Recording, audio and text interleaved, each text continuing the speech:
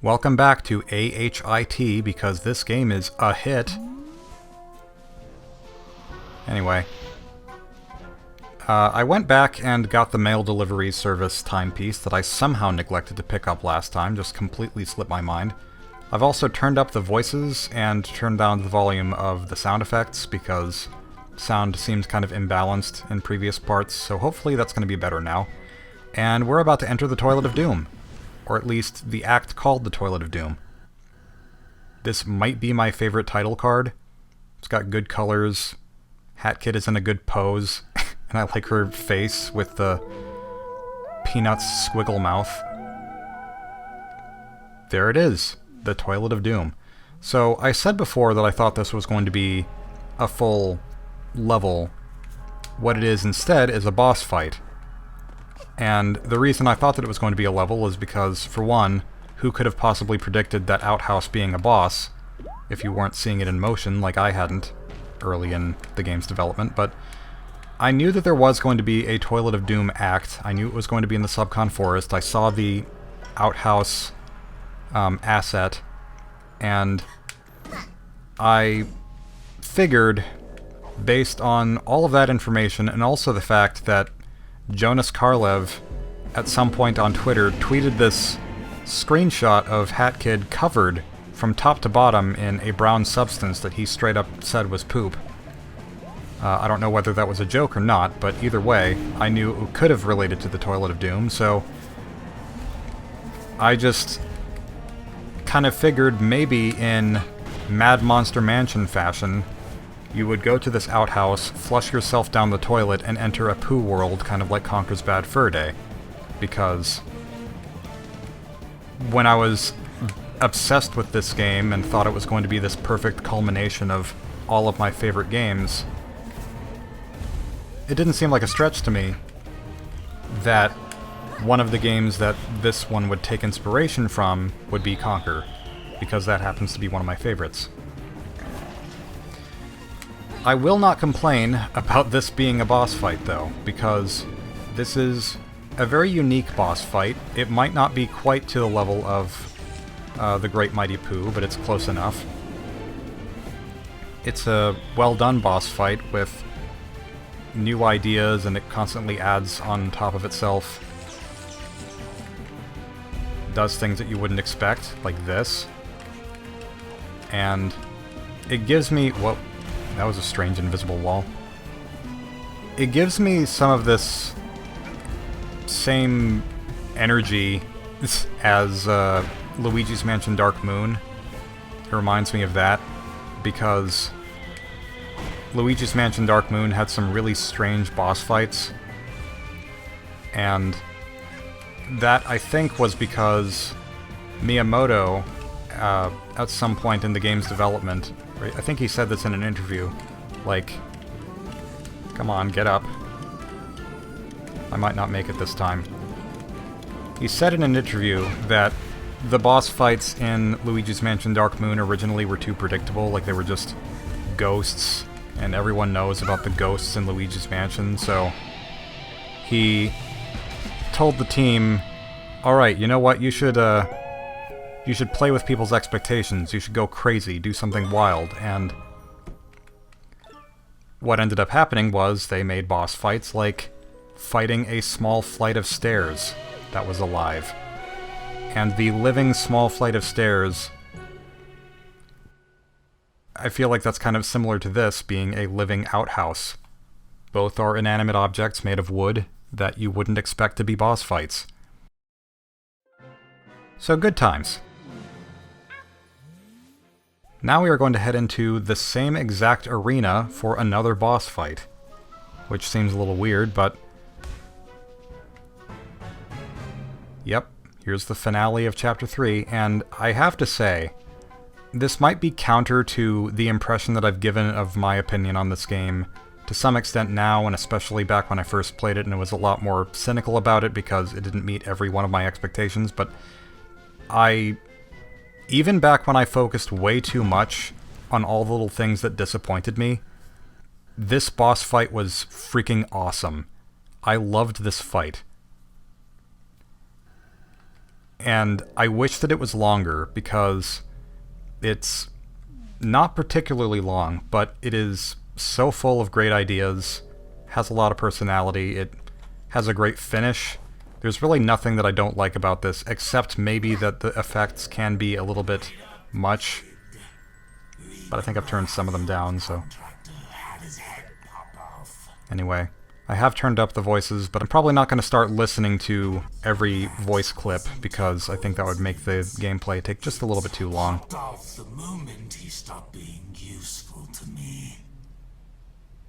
I know that your previous contractors had popped off because of you. My head might not pop off, but my hat certainly will. Oh no, he's taken my hat. And he took my favorite hat, so I'm especially upset.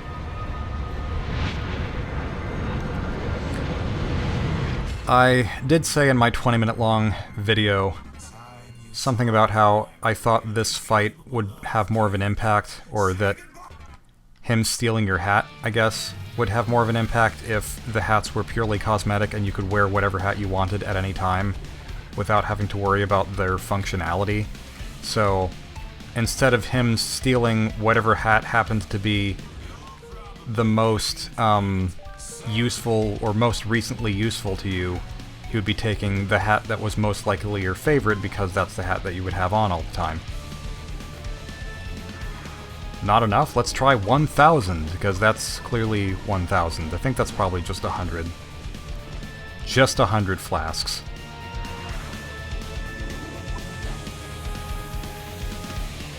Yeah, you can cool it with the flasks, Klungo. You're kind of rude, aren't you? Speaking of rude...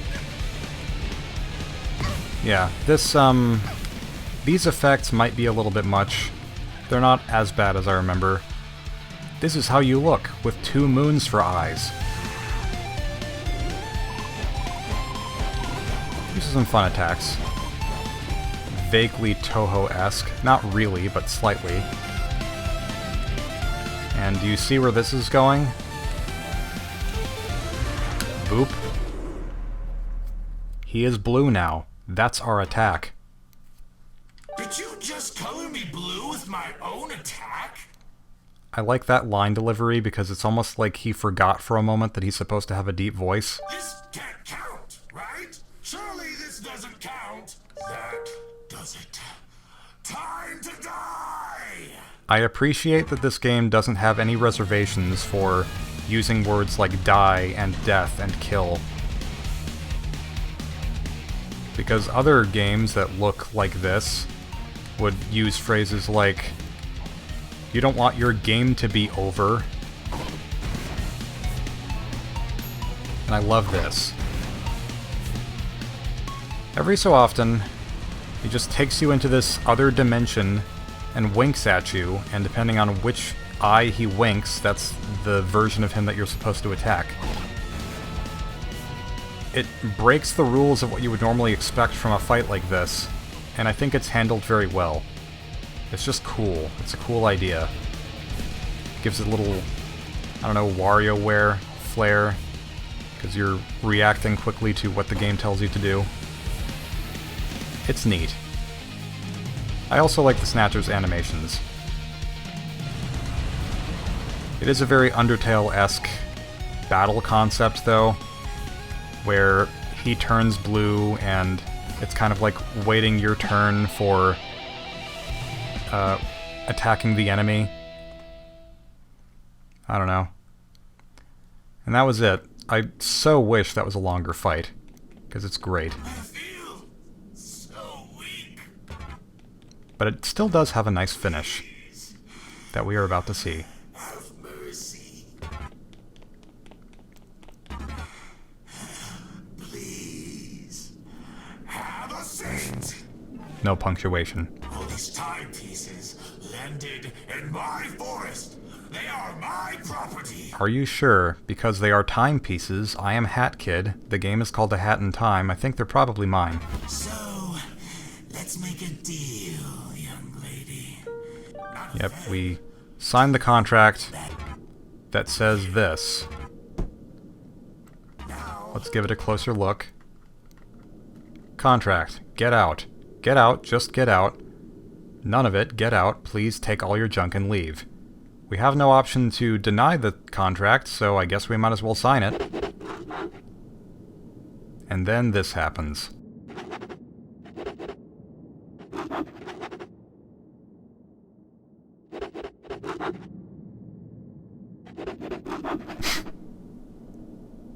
You missed a Get Out sign. Oh well, I've heard that Get Out is a good movie. I haven't seen it yet, but we can keep that sign there. That's fine. Right. I'm giving you a chance to scram, kid.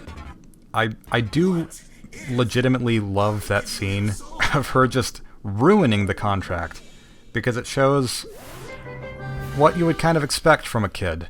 Like, they don't understand what's going on. I mean, she's probably not actually as young as she looks because she knows how to pilot a spaceship and all that jazz, but you've got your soul back. You feel relieved, energized, and just the usual amount of empty.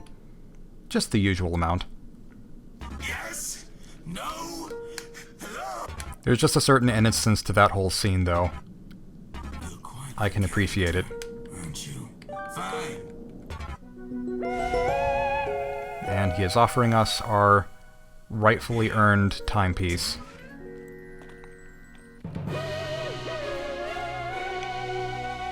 Possibly the best act. If only it was a bit longer, but it's still great. Don't know for sure what I'm going to be doing for the rest of the video. I will probably do a little bit more in Subcon Forest, but I've never actually done more than the bare minimum in this game before. I finished it off with 25 timepieces and just quit playing it, so I didn't bother looking for the time rifts. But I think I know where at least one of them is, so I will head for that. And also, I would like to talk to Snatcher a little bit more, because I think you can at this point. And as far as I know, you can actually read a story with him, but I don't know how you do that, so I won't be doing that this time. At least I probably won't. Unless matters change. You again? I thought I made myself pretty clear last time, kiddo. We're done! Finished! Now get the heck out of my forest! What are you doing in my forest? Okay, let's read the book called How to Kill Kids. That is... that's really good. The title is on the wrong side, though. It should be over there. Alright, moving on. So this is a whole area that we actually can enter, and I think the way to enter it is by finding more of those fire guys, yeah, over there, and destroying some more abstract paintings. Come with me. Hat Kid says, "Come with me," in an unexpected bout of speech, because she doesn't speak very often, except to say things like boop and 1, 2, 3 and all done, or all mine. Violent explosion. As always, every explosion in this game must be incredibly violent. These, because it's hard not to think of Paper Mario with this game, whenever you go through the swamp, there are these hands that come out and try to grab you and drag you under, and I think about river twigs in Super Paper Mario. That might be what that's based on, or it might just be something that they decided to do. I don't know. Maybe some branches nearby haven't burned out. Be careful. There's a bit of a... Ah, there's so many trees. Every direction is just more trees. How is anyone supposed to find their way around this place? I have a rough idea of where to go, so I'm just hoping that I'm correct, because this area is bigger than I even thought that it would be. Subcon Forest is straight up a whole forest. And there's the time rift. Probably the only one that I will be bothering to find in this video. Time rift. Pipe! Ooh, this one's got multiple colors. It's not just blue, it's also red. Is there a difference with the red ones? I'm gonna guess they fall. Yep. Oh, that was quick. I seem to recall in the beta there were the cookie platforms, because we've seen the cookie platforms already, but they dropped, like, immediately, or they disappeared immediately. And I guess they changed that because it feels more natural for them to not disappear right away. Something else I remember from the beta was there was this beta challenge at the end, just congratulating anyone who decided to buy it and play it before the game's release. And it was not the greatest challenge. I mean, it was certainly a challenge, but it was not a great challenge because there were these mushrooms that you could bounce on floating in space. Why didn't the grapple hook work? There we go. And it was impossible to perceive the depth on them correctly. And their area of effect that you could hit to bounce on them was not very big. So, understandably, they didn't use that one in the finished game. Looks like we're about done here. I think. Okay, that timepiece is moving. It looks like I can maybe just swing into it without having to jump. Yep. Ding, ding, ding. We are now halfway through the collecting of the timepieces. That was the 20th one? Oh. So I could become Cat Kid with that. I will re-roll. Maybe. Oh well, let's keep going. Fine, This one looks like it might be, like, leprechaun colors. I'll see how it looks. More or less. Well, it's kind of got a Link flair to it, because she has yellow hair now. Might keep this. I'll keep this for a while, because it reminds me of Zelda. Zelda! I hate my voice. I don't actually hate my voice, but I hate the things that happen with my voice. I do not have a third crayon. Sad times. Maybe I'll stack the stupid cows. Okay, 1 cow, 2 cow, 3 cow. Is that not enough? Well, how about train tracks and train. There was a train in here, right? I've completed a relic. These being relics is kind of like the treasures you find in Pikmin. They're not actually as impressive as they sound.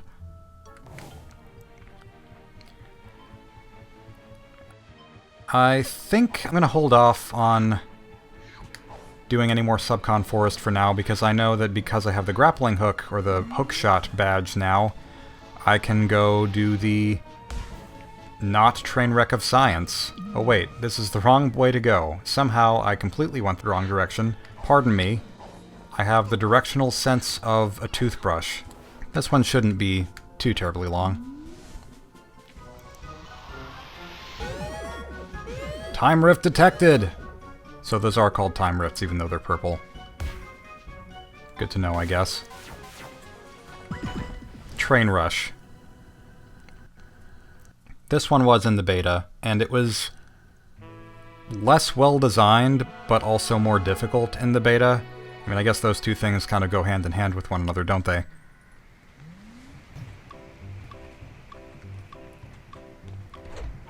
I'm just gonna ignore him, move on. Something I didn't mention before is that the Express Owls are voiced by ProZD, or how do you pronounce his name? Sungwon Cho, I think? Alright, lassie. Listen up. I have some bad news. That lever you just pulled, it starts the train self-destruct sequence, and that ain't no joke. Good. I need a movie bat, and the cameras are good. Yeah. Let's chalk it up to expensive practical effects. You know what? I'm gonna change back. Sorry. Her normal color palette just fits better with this color scheme, I think. This music is good. This is good music. This isn't a bad challenge either. Lots of stuff going on. Sometimes, as usual, I would say a little bit too much going on. Perhaps more now than usual. But it is neat. And while I'm at it, I'll say another thing that I remember from Jonas Karlev's Twitter was one of the mental tricks that he plays on the player is that once the countdown timer reaches like 10, 9, 8, once it gets that low, it actually slows down a little bit to kind of accentuate the intensity of those seconds. It's like slow-mo for the last few seconds, which is interesting. Yeah, this part used to be way worse. There were jumps that were almost impossible to make. Or at least it was really not intuitive how you were supposed to make them.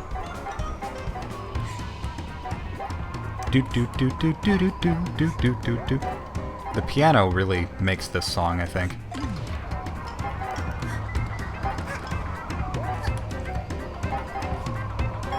As cool as this is, I think one of the reasons that I was disappointed by it originally was just that it became easier than it used to be.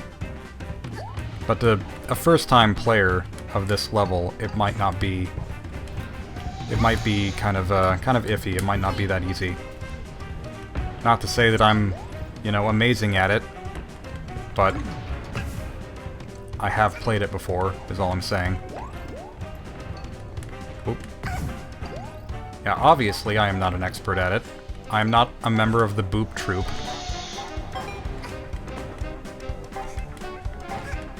Kind of curious. Do these turn back off? No, they look different, but I think they function the same way. Worth pointing out also that these explosives, these explosive enemies, are cakes. Just exploding cakes. Rent a cake.